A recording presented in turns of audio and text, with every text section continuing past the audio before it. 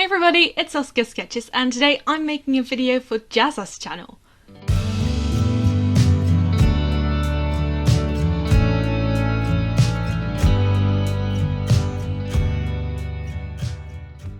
Oh my gosh, I don't even know where to start. When I first saw the video that JAZZA was going to give away his channel for 7 days to people who have less than 50,000 subscribers and give them a shout out, like a boost. Oh, I was so happy because, hey, that's me! As regulars to my channel may know, I've been uploading regularly since I made my channel back in January 2019, and I've been enjoying YouTube so much.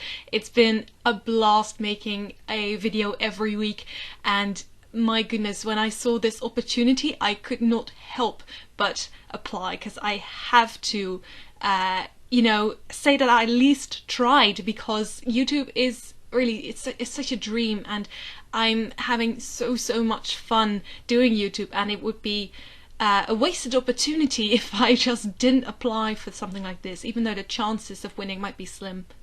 So I just wanted to take a brief moment to thank JAZZA for organising this, because man, this is awesome, dude.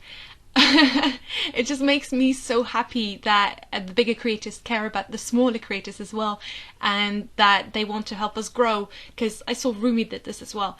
But this is just so much fun, and it makes me so happy. Even if I don't win, I'm so happy to be able to take part in this. So thank you so much, JAZZA, this is awesome, dude.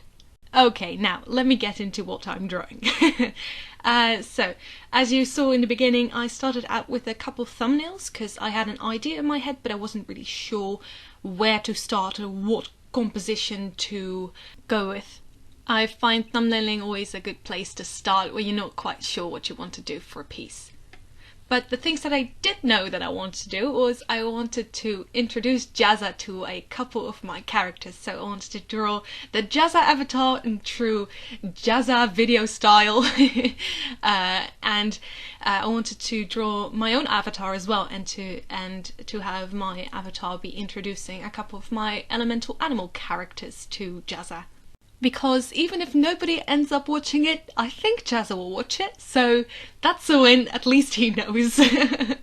Whenever I make a larger piece, I always have 4 stages. So the first one is the first sketch layer, where I get all the compositional elements and the rough shapes and proportions sketched out. So it's a quick step, but an important one nonetheless. And then I move on to the refined sketching step. So that's where I refine all the details and figure out where all the line work should go and that kind of stuff. The next 2 steps are line work and colouring, but I'll get to those in a bit. First I'll talk about the characters featured in this piece. So first I'll have to explain what an elemental animal is in the world that I created. So some of you might not know, but I've written a book, and for that book I've created a big world. So in this world, elemental animals are animals that have been fused with a human soul and an element, so elemental magic, and that would consist of air, water, earth, fire, light and shadow. So these elemental animals can only be created by a very talented elemental magic user. Makes sense, right? So the big eagle sitting on JAZZA's shoulder, his name is Ace. And Ace is an air eagle. So kind of the idea behind elemental animals is that they in some way in their appearance represent their element. So because that is expressed mostly through their colouring, you'll see once I start to colour this piece that Ace actually looks like a cloud in some way. So his bottom side is very dark and his upper side is a lot lighter. So it's half storm cloud, half normal cloud, I guess. I hope you can see the others a bit better as well. But the big lion that you can see is a fire lion. His name is Tan, and he's got flames for mane, and that's very original, I know, but I still really love how it looks. And we've got a fox as well. His name is Frox, and he's the water fox. And then the fallow deer, his name is Jacques, and Jacques is a light deer. And the other that I'm working on now, that's a horse, and his name is Hercules, and he's the shadow horse. And we have Rosie as well, and Rosie is the little kingfisher that's sitting on Tan's head.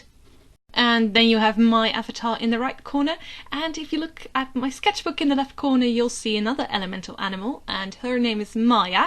And I'm kind of sad I didn't include her in this piece, because I know that JAZZA'S a bit of a PewDiePie fan, and Maya is kind of a nod to PewDiePie because she's a water sheep, and her name is Maya, obviously, so I think JAZZA would appreciate her.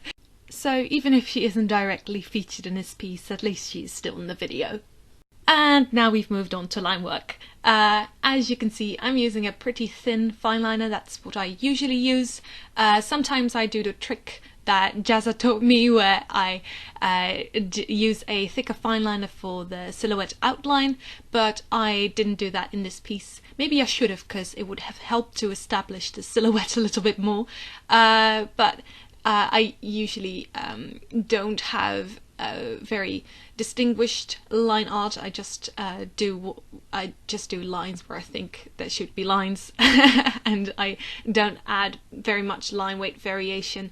And this is because my style is mostly anime inspired, and in anime they don't really do any line weight variation, although I've seen a couple where they do experiment with that, but generally there is not really any line weight variation in anime styles. So that's why my line work isn't as interesting, I guess, as it could be, but I just really like this better, so that's why I do it this way. Usually I just skip the line work stage altogether and I just colour my sketches, so I'll sketch in pen and go over with watercolours or with alcohol markers, that kind of stuff. But this time I really just wanted to do a cool looking piece that looks finished, so that's why I went for this. And I wanted to initially colour this with watercolours, but then I changed my mind halfway through the piece. Sometimes that happens, so I really love how it came out with the alcohol markers anyway. So what I usually love to do when drawing fire with alcohol markers is use this very pink neon marker from the Pro markers.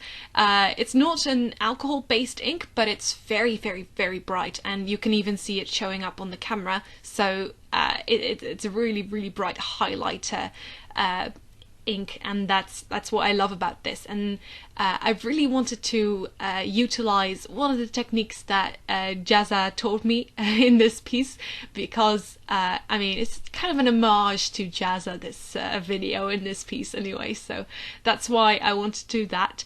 I wanted to practice rim lighting, because I really, really love using rim lighting in my pieces, and if you go back a few videos on my channel, you'll see that I drew a piece with my characters Kling and Clang with a ton of rim lighting in it, because it looks so cool, and I really love how that came out.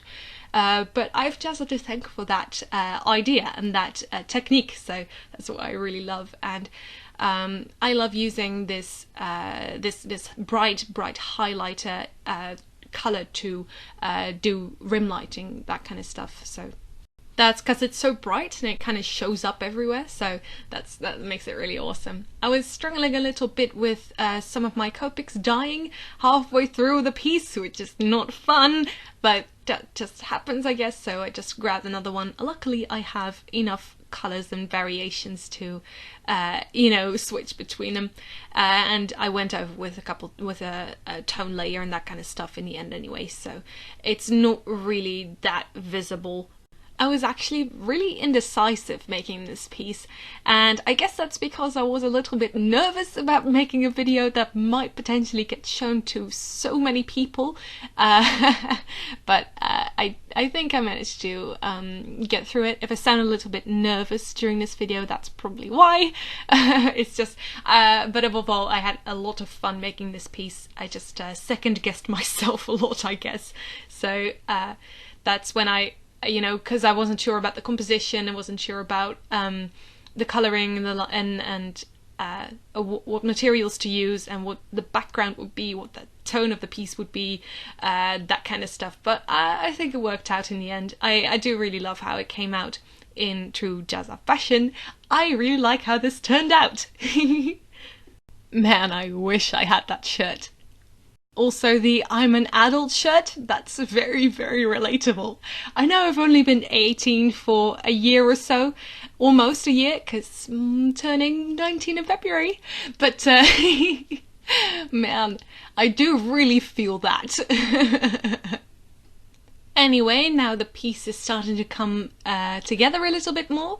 You can really see now what the elements are, I suppose. You can see that Ace, the eagle, looks kind of like a cloud, I guess. And then the kingfisher is green instead of its normal blue and orange colours. And we've got the horse in the background, Hercules, his...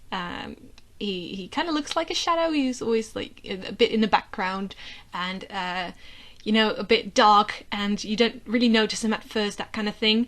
And I guess the fire lion speaks for itself, and the blue fox, water fox, it's blue, and the deer glows. So you'll see that in a little bit as well.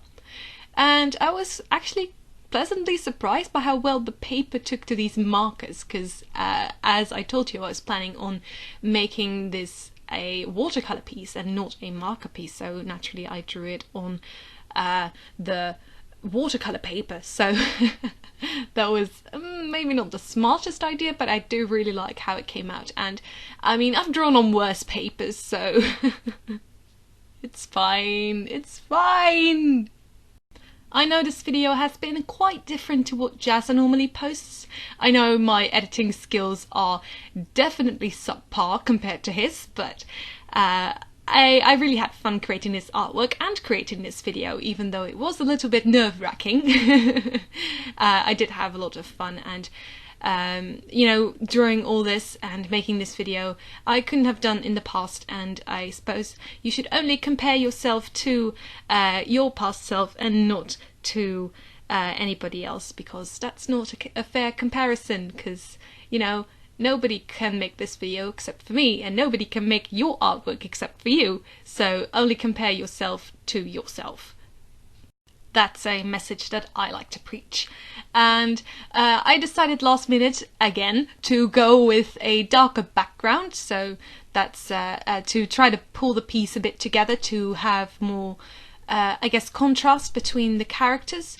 And I didn't really like it at first, but then I decided to go over with a pale lavender colour as a tone layer, and I love using tone layers. They are so much fun, because they really set, I guess, the tone of the piece. So you'll see that the skin colours look a bit weird at first if you go over with the purple, but then once everything else is covered with purple as well, you'll see that it starts to pull the piece together quite a lot, and I really adore how that came out. Now, I guess we're at the end of the video now. Subscribe to Jazza, because he's awesome! Thank you, Jazza, again so much for giving me this opportunity. Even if this video doesn't get posted, I had so much fun participating in this challenge.